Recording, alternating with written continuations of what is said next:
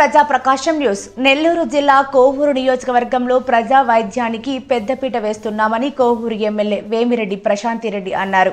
బుజ్జిరెడ్డిపాలెంలోని community health centre నందు దొడ్ల రుక్మిణమ్మ, వరదారెడ్డి మరియు దొడ్ల Parthasarathi Reddy Lalithamma trust తరపున అందించిన అత్యాధునిక సిటీజీ మిషన్ కార్డియోటోకోగ్రఫీ, దొడ్డ కోదండరామిరెడ్డి సమకూర్చిన ఫిజియోథెరపీ సైకిల్ మరియు బెడ్ స్క్రీన్స్ లను ఆమె శుక్రవారం ప్రారంభించారు.